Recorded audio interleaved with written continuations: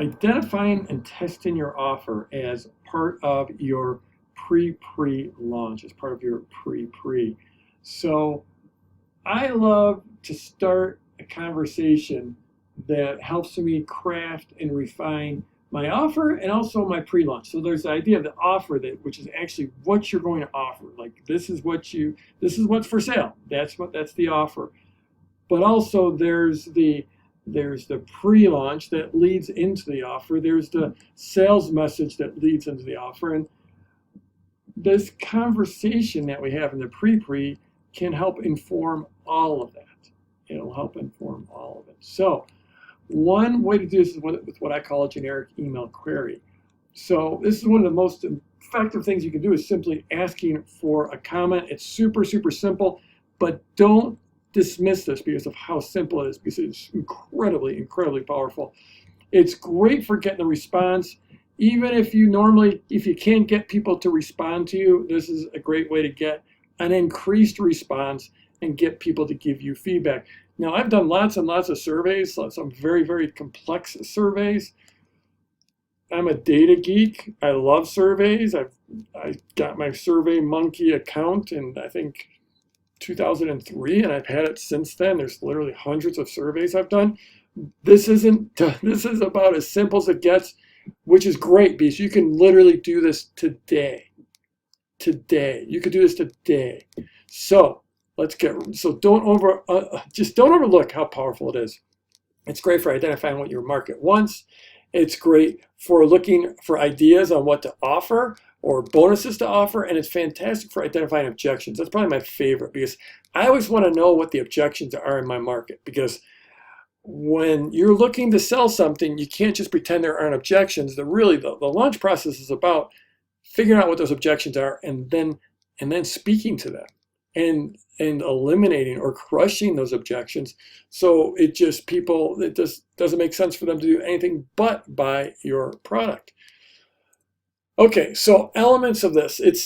I love to do this as part of your normal emails. The normal emails that go out to your list. It could be if maybe you put on a newsletter, or you put on another free training, a free video, a blog post, or you could do this as a standalone email. And it's as simple as saying something along this lines. Finally, I have a question for you. If you could have a private conversation with me, what 2 questions would you like to ask me? Or sometimes I'll say, if you could sit down with me for a cup of coffee, what would you want to ask me? What's your top 1 or 2 questions you'd like to ask me? And then you give them an email address that looks like your private email address, and it'll go directly to you. And the only reason I say that is in the old days, I used to use my personal email address. And then my list got so big and my presence got so big that I just couldn't have my personal email address out in the public. So I set up a different email address that looked like my private one. And frankly, it would be, because I would go in there and I would read every single response. And sometimes I would follow up and have a conversation with people via email. But it wasn't my private email. It was just one that looked like my private email. This is something that really makes us go, is this line in the PS. And you'll see there's a couple different ways I do this, but this PS is really powerful. I'm really serious. Go ahead and push the reply button now and tell me your question. What do you need help with? Or what would you ask me? Those are, for some reason, that go ahead and push the reply button now it's the magic words that just will double your response. Because otherwise people they might think it's a hypothetical question. This says, no, it's real. I'm going to read your responses. Then you just take your responses. Now, the thing, this doesn't give you scientific data. It isn't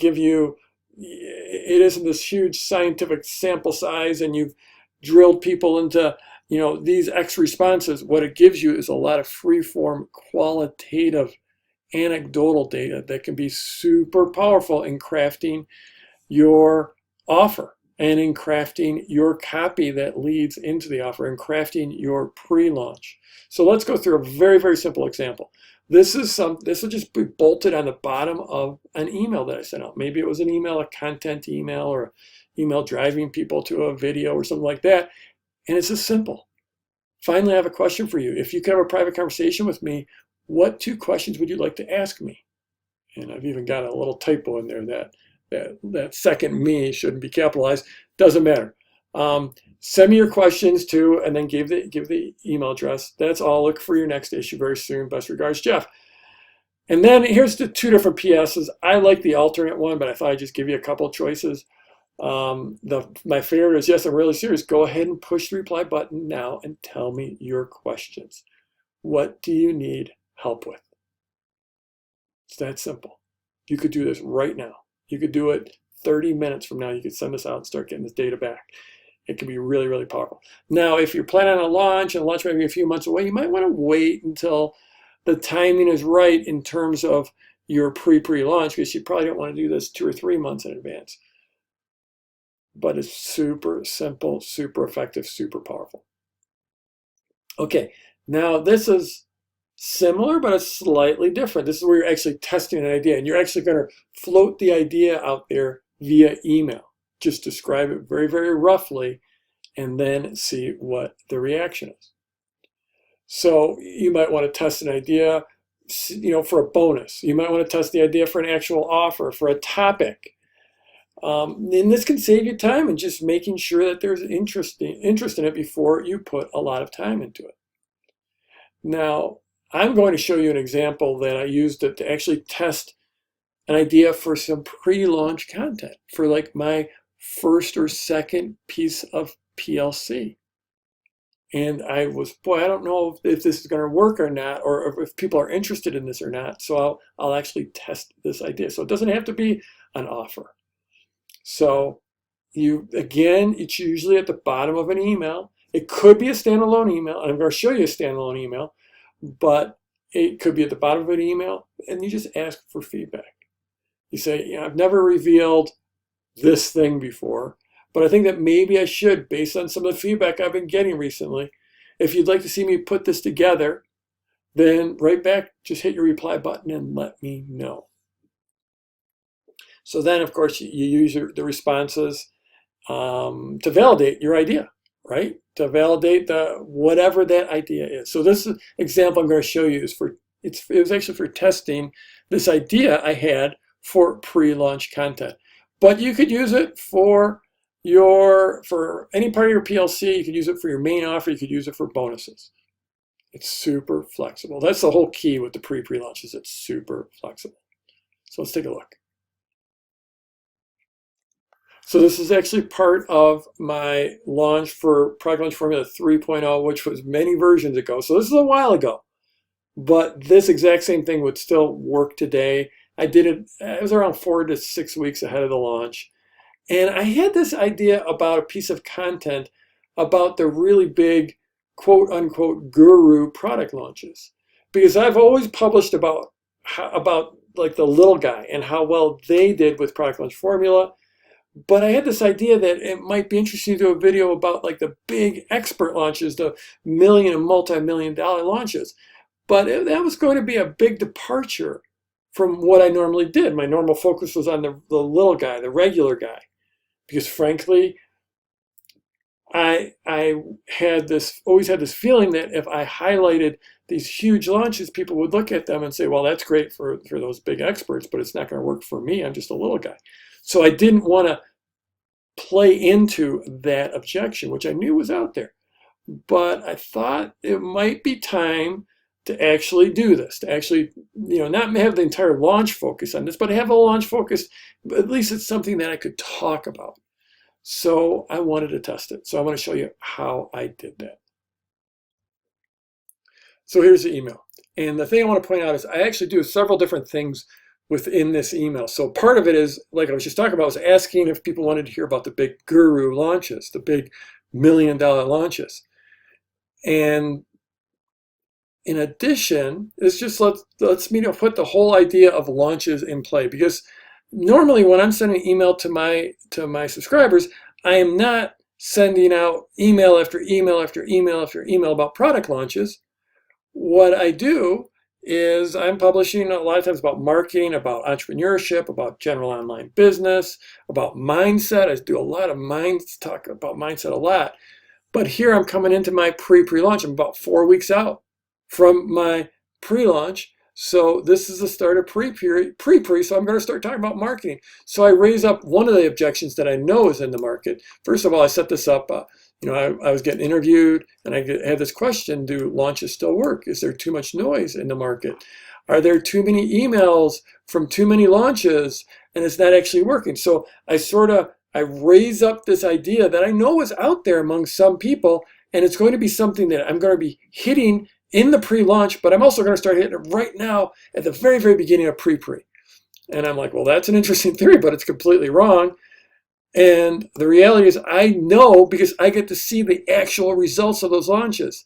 So, and this is really important copywriting here.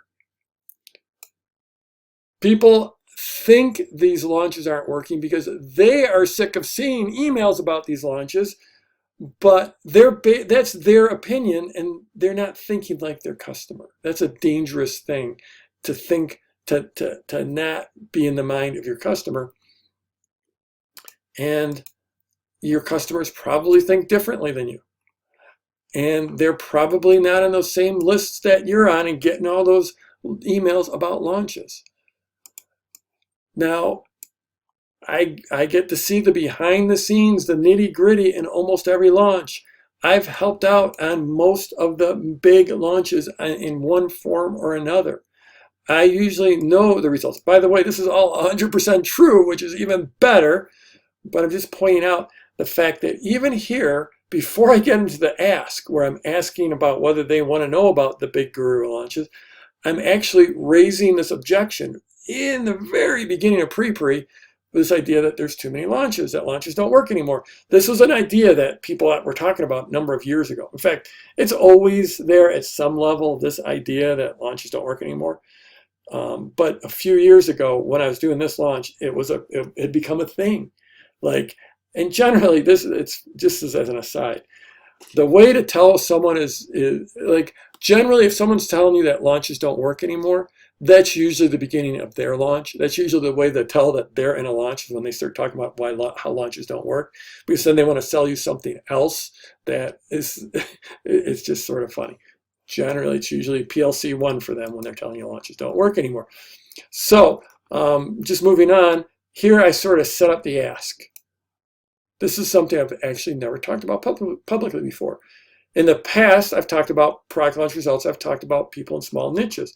So this gives me an example. First of all, this is a springboard into the query that I'm going to ask them, the question I'm going to ask them for, the feedback I'm going to ask them for.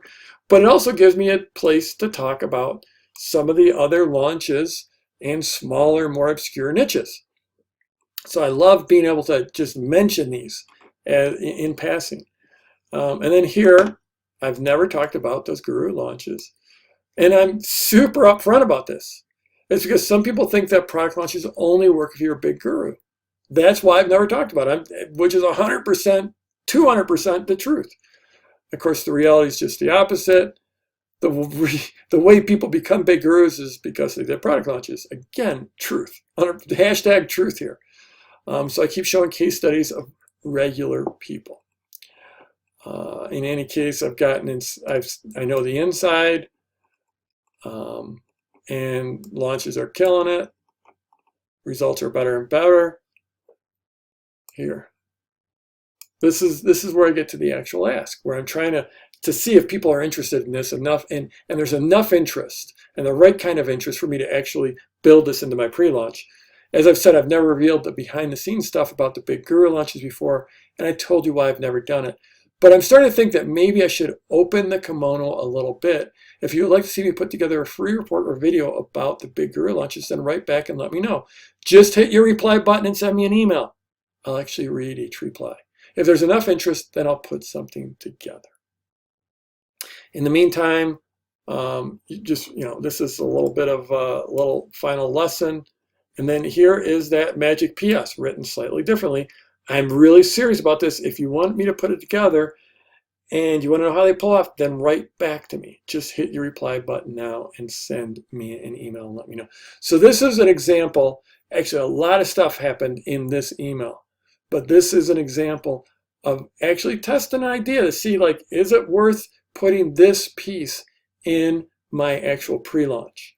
So this is just a warm-up. We're still a month out from the launch, but you can start to see how the pre-pre works for testing out an idea.